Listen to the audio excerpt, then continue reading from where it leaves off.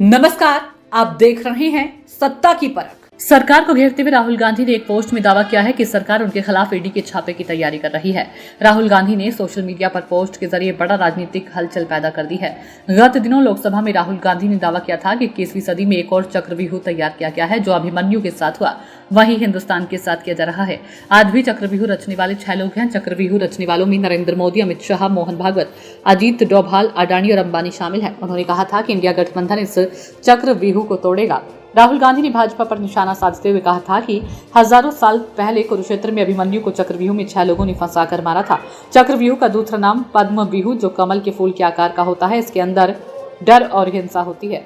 उन्होंने दावा किया कि अभिमन्यु को चक्रव्यूह में 6 लोगों ने मारा था। उनके नाम द्रोणाचार्य, कर्ण, अश्वत्थामा, कृपाचार्य, कृतवर्मा और शकुनी थे।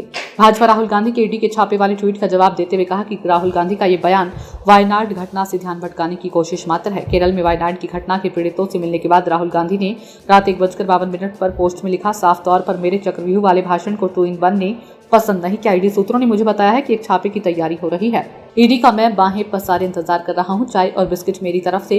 भाजपा और राहुल गांधी के बीच संसद के भीतर वार पलटवार का दौर चल रहा है। मामला चाहे जाति जनगणना का हो, राहुल गांधी की जाति पूछने का हो, चाहे नीट परीक्षा के पेपर लीक का हो या फिर वायनाड की घटना, राहुल और भाजपा एक दूसरे पर लगातार निशाना साध रहे हैं। भाजपा ने कल ही कहा था कि वायनाड की घटना राहुल गांधी की भी विफलता है। अब बीजेपी कह रही है कि इस विफलता से ध्यान हटाने के लिए राहुल गांधी ऐसी बातें कह रहे हैं। केंद्रीय मंत्री गिरिराज सिंह ने कहा कि देश का दुर्भाग्य है जो राहुल गांधी संवैधानिक पद पर LOP है। सदन चल रहा है, सदन के अंदर तो झूठ बोलते ही हैं, सदन के बाहर भी भ्रम फैलाने का काम किए हैं। उन्हें चुनौती देता हूं कि वे बताएं कि किस अधिकारी ने उन्हें फोन किया। वे शर्मिंदा है, दुनिया से जात पूछते अपनी जात बताने से भाग रही हैं। उनसे बड़ा झूठा LOP आज तक कोई नहीं हुआ। वहीं भाजपा सांसद निशिकांत दुबे ने कहा कि अपने मुंह मियां मिट्ठू, ईडी तो चोर पर रेड करती है, भ्रष्टाचारी पर रेड करती है। यदि उन्हें लगता है कि उन्होंने भ्रष्टाचार किया है तो ईडी रेड करेगी, लेकिन यदि उन्होंने भ्रष्टाचार नहीं किया तो ईडी किस बात के लिए रेड करेगी।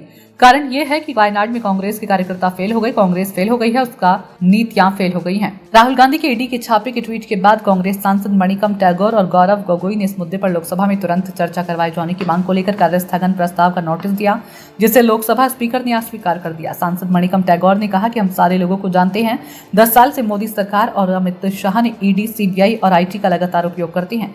वे लोग अनाप शनाप केस अपोजिशन के नेताओं पर डालते हैं। इस बार लोगों ने मोदी और अमित शाह को उनकी जगह दिखाई, उन्हें 330 से 240 पर पहुंचाया। JDU और TDP के साथ अलायंस करके वे सरकार बना पाए। उनके अलायंस पार्टनर के साथ सरकार चल रही है, लेकिन उनकी पुरानी आदत बदली नहीं है। सियासी जानकारों का कहना है कि राहुल गांधी ने अपने ट्वीट में यह नहीं बताया कि वे किस मामले में ईडी छापे की बात कर रही है। इस बात का भी खुलासा नहीं किया है कि पहले से चल रहा कोई मामला है या कोई नया मामला। पहले से चल रहे नेशनल हेराल्ड मामले में राहुल गांधी को जमानत मिली हुई है।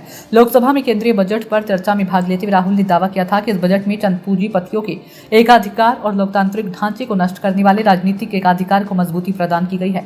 राजनीतिक गलियारों में यह भी कहा जा रहा है कि राहुल गांधी ये दावा करके इंडिया गठबंधन को एकजुट रखने की भी कोशिश कर रहे हैं, क्योंकि हेमंत सोरेन और अरविंद केजरीवाल समेत इंडिया गठबंधन के कुछ नेताओं पर ईडी की जांच पहले से ही चल रही है। लेकिन सरकार राहुल गांधी के हालिया बयानों से खासी परेशान है। सदन में भाजपा राहुल के सवालों का जवाब देने में असहाय दिखाई पड़ती है। सत्ता की परख के लिए अवधेश कुमार सिंह की रिपोर्ट।